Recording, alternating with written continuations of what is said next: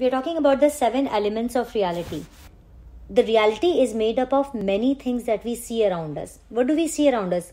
Two major things. We have the soul and the non-living things. So the living things and the non-living things around us. Correct? So what is the living things? We see human beings moving around. We see animal world. We see plants, organisms, air, fire, everything around us. These are the living being world. The non-living world that we see around us are the things which do not have consciousness, like a ball, table, beds, our cars, engines. All these things are non-living things. They don't have consciousness inside us. So the reality is definitely a perception about either or both of these two things when we are talking about it. Correct? Could there be anything else in the reality when we talk about it?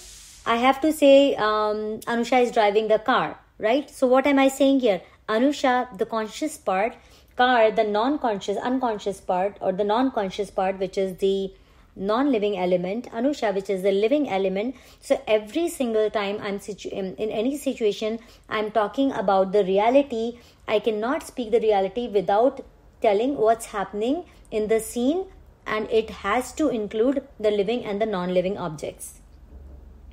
Right? So all of you right now, give me one statement of reality that you see around you. This is my challenge to you. And can there be any statement of reality from your mouth in your conversation which may not include the living, the conscious, or the unconscious, the non-conscious part? Yes, Anusha. Well, I can only look around you, Anusha. Reality is something, anything around you, right? What is your reality? If I ask you, what is your reality, Anusha? Anusha, the reality is that I am sitting in a room which is purple colored, and I am sitting on a table and reading some text. This is your reality. And can you tell me that did you include in this statement both conscious and non-conscious elements? So, actually, yes, because I'm the conscious part of this, and the book is the non-conscious part of this. So when you spoke about reality, you included both the aspects, the conscious and the non-conscious, correct?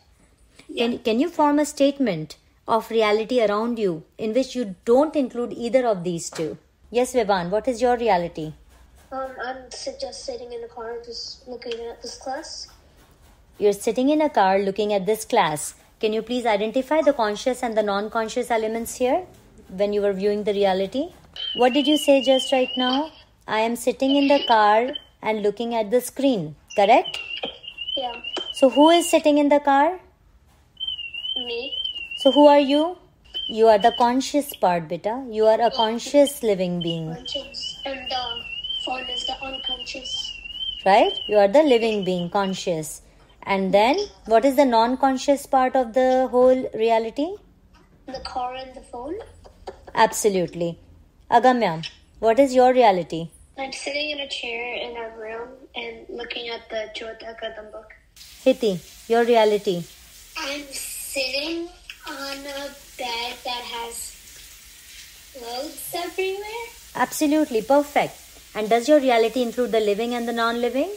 Yeah. Can you imagine a reality without them? What do you mean? Can you imagine a reality statement in which it will not include the living and the non-living? Maybe. For example? A girl is in a room. So who is the girl and what is the room? I'm the girl and the room is where I am. So is it not the living and the non-living? It is. Who wants to take the challenge? Anusha. A soul is sitting. Isn't soul the conscious? A soul is yeah. Someone is. Even if it's someone, isn't that someone the living? How would you do this? Exactly, that was the challenge. How would you do it? So the fact is that you can never state anything without including the living or the non-living. Every single time you will pass a statement about the reality, it will always include the living and the non-living. Now you get it? So what I'm trying to say that every single thing that we see around us will always be inclusive of either just the soul or just the non-living. For example, I am meditating. If I say that, right? Suppose my reality is I am meditating. In that case, it will be the reality of the soul. You get that? That the reality is inclusive of the soul, the living being. If I say, okay, who wants to try a statement in which there is no living being, only a non-living being in the reality? Yes, Arushi. The water bottle is on the desk. The water bottle is on the desk. Perfect. The water bottle is the non-living and the desk is also the non-living. So she just made a statement of the reality of the non-living only, right? And all the examples we took till now was including the living and the non-living together. So now you have to understand where we are going.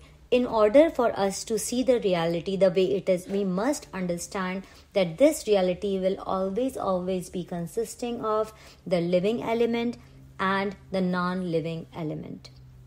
Now I'm going to throw you some challenging questions and ask you if it includes the living and the non-living both. Okay? I am angry. It's just a living. It's just the living. Anyone has any other say? So everyone agrees to Anusha? Yes, Hiti. Why are you stopping then? I don't know if it's living or not. I just don't know if I completely agree with what Anusha said. So debate with her. What's the problem here? Well, you said I am angry, right? Yes. So I think the I is the living, but angry, I'm not sure if an emotion is living or non-living. Okay. Hiti is saying she doesn't know whether the emotion of anger is a living or the non-living. Yes, Agamya. Wouldn't it be living because it's like part of you? Mm-hmm. It is a part of you. Absolutely, Agamya. So Agamya feels that because the anger is a part of you. So she says that anger is a living part. Who wants to debate on this? Hitasha says that the anger, I'm not sure, is a living or the non-living. Agamya replies to it saying that the anger is, since it's a part of you, so it's got to be living. Who else has something else to say here? It is non-living since it doesn't have its own way of living by itself. That's what Arushi's debate is. Very interesting. So Arushi is saying that since emotion cannot live by itself, so I think that it is a non-living. She has a very solid statement here. Who wants to debate this? Agamya, that's towards you. Yes, Hiti. I just want to say I agree with Arushi, and I think it's the reality is composed of living and non-living. So the statement has the living and the non-living both, you're saying. Yeah. Right? Agamya, what you have to say to Arushi's statement? I'm kind of confused on what Arushi's statement is saying. Hiti, you want to explain Arushi? So she said it's non-living since it doesn't have its own way of living by itself. So yeah, I agree with that because anger isn't like, it's not really an object or something, but it's not living either. Yeah, it's like, anger doesn't have a soul inside itself, so it can't be considered living because it can't live, it's just something that you feel. The emotion isn't living since it can't exist by itself and it can go through life by itself. Like without a host, it doesn't exist. Exactly, that's what I was going to say.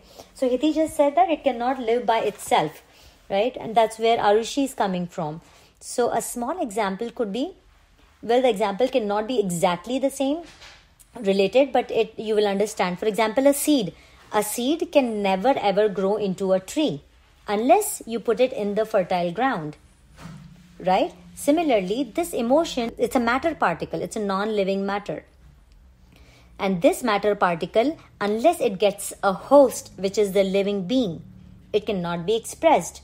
But the emotion by itself can stay without consciousness as a matter particle. The emotions are non-living.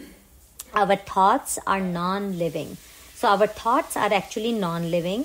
And these thoughts, when they combine with the soul's as a host, right? When the thoughts come to the soul becomes the host for the thought. And because depending upon what the host is going through, the emotion of, say, rage, anger, frustration, the thought becomes or turns into a emotion of rage or anger. You get what I'm saying? we just have a thought of I don't like this. Suppose just a simple thought, I don't like this, right? When you don't like things, then you are definitely not in a good mood to be around that place, right? Now this thought, when it got a host inside for the soul, it turned into an emotion, and that emotion became live, but it's actually not live. By itself, it cannot exist, it cannot show anger. The anger can be shown only when it is in coordination with the soul. So all these thought particles and emotions, they are not living beings. And the biggest way to understand this fact is 13th level of consciousness. Around the 12th level of consciousness, or even before that, I think. I'll confirm with you. Actually around the 10th level of consciousness, now I remember. The ultimate level of greed is also dropped by the soul. After that, there is no emotion left in the body. And the Tirthankars, they don't have any emotion. They don't have any emotion at all, because they dropped that matter particle, which is a form of karmas.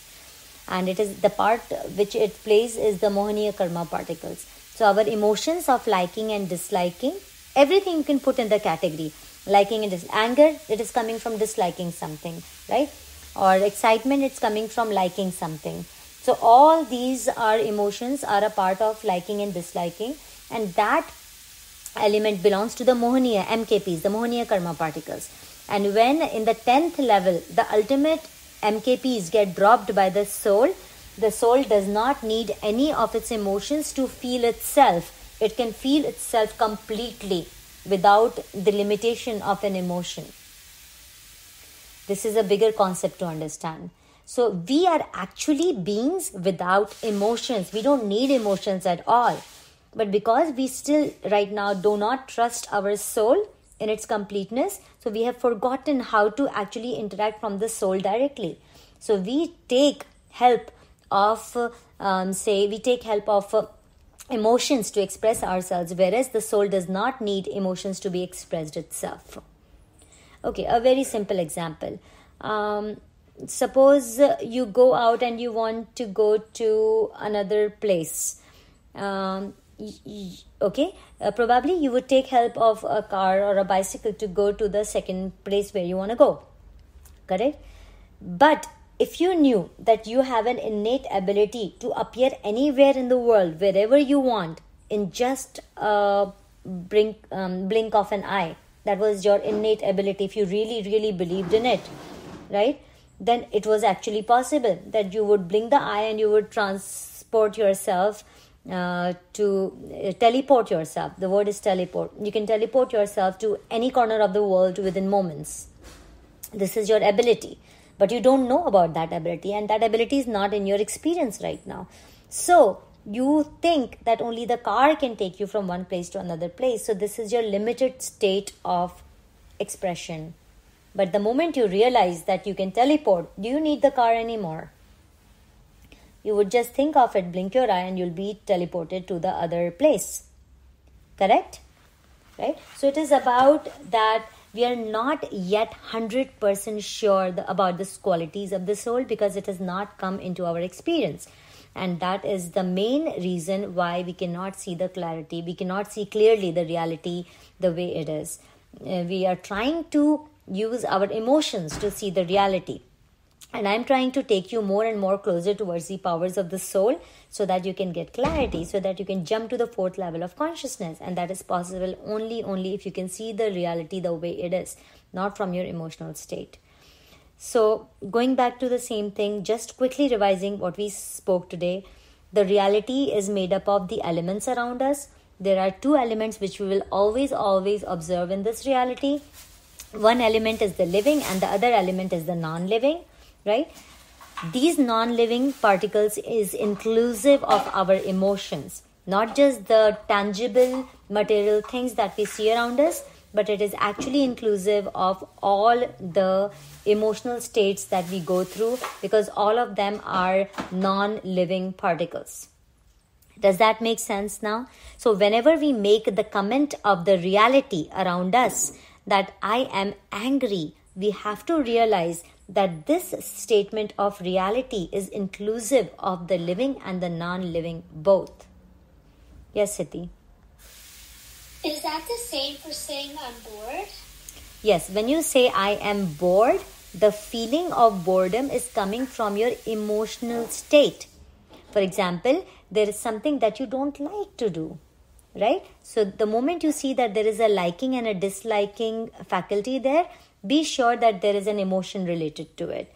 And that's why, because it is of no interest to you, you don't like it, you feel bored about it. So again, the boredom is a part of the MKPs. It's being generated. The boredom is generated from the MKPs. When you get rid of MKPs, there will be no boredom. Right? Thanks for making it more clear, Hiti. Everyone with me? Is this very, very clear now? Whenever we are talking of reality, we have to always identify the living and the non-living in that space.